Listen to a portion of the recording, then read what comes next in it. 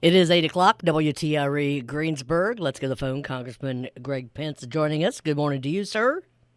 Good morning. How are you? I'm in a nice warm place. What about yourself? Well, I am too. I haven't been outside yet, so I haven't experienced the 15 degrees. Hey, let's talk about the unspent stimulus dollars. Yeah. I will be going back to Washington on Thursday and Friday. I am now on the Energy Commerce Committee, and we have most of the jurisdiction over this new COVID package. But just to share with the listeners how much money is left from the December COVID package that we passed, there's $1 trillion. There's $280 billion in the paycheck protection, 239 in health, 172 in economic disaster loans, 172 billion in unemployment.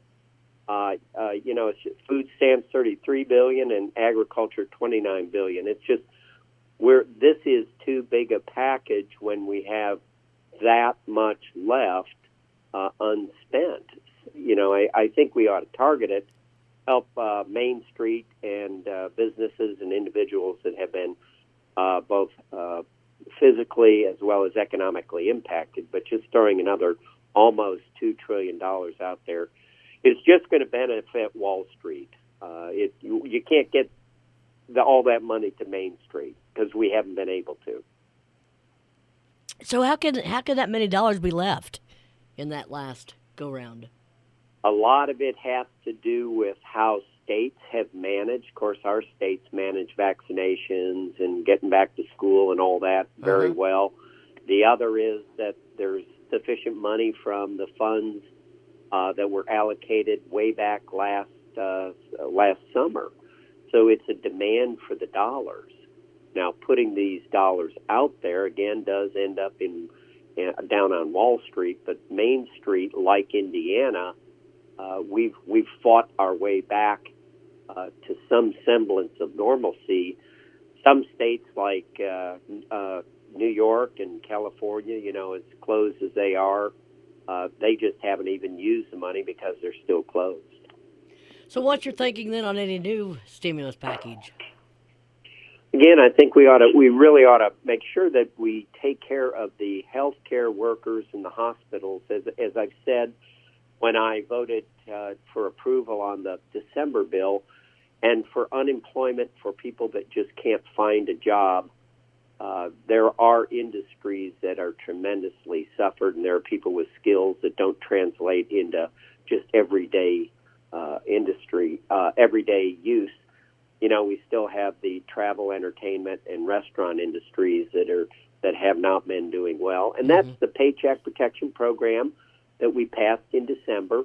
If you're down more than 25%, you get another bite at the apple. You can get another loan that will be forgiven, and then again there are a little more complicated funding as the economic industry disaster loans are available for businesses that are still struggling. So I really think we've done what we can, to get the economy back open. But some states are just using it, I would say, politically. And I hate talking about politics on the radio, but I don't really understand why some of these states and cities haven't been more aggressive in fighting the pandemic and opening the economy back up.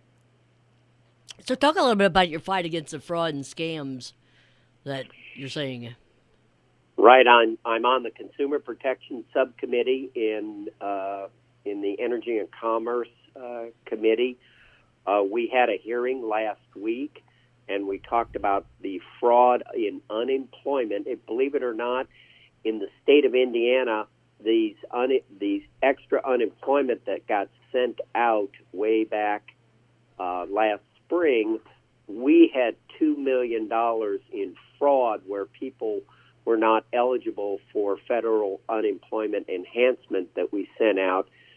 But it gets worse. California had $11 billion in fraud in unemployment. So we had a hearing about that, and we're opening up investigations into how that happened, how states let that happen. Now, $2 million didn't do bad for Indiana.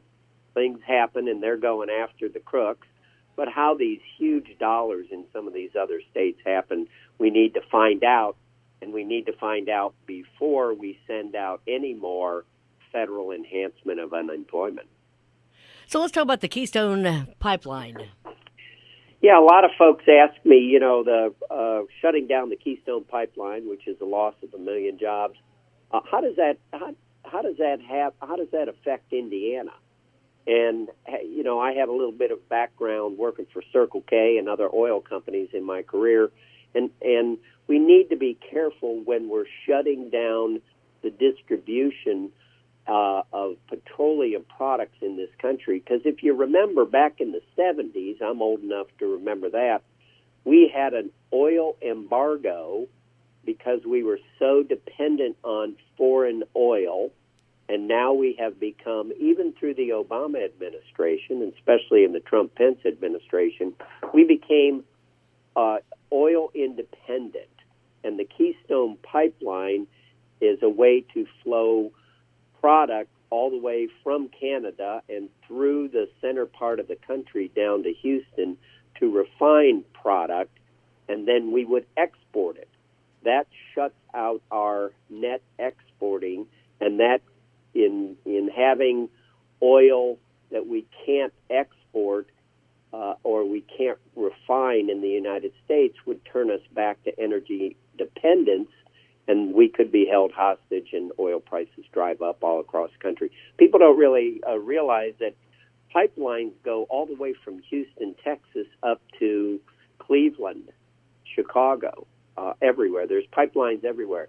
And I've found that calling the Keystone Pipeline not environmentally safe, I do not agree with that. A pipeline underground with the technology that we have today is safer than transporting it on trucks and in trains. It's environmentally safer and friendlier. All right, so anything else to talk about this morning, Congressman Pence? No, thank you. Heading out to D.C. to kind of argue about how we ought to spend this money wisely. We're here to help this economy get back up while we continue to fight COVID. And if folks have any needs, contact us at pence.house.gov. Now, when are you going back? Thursday on the 6 a.m. flight.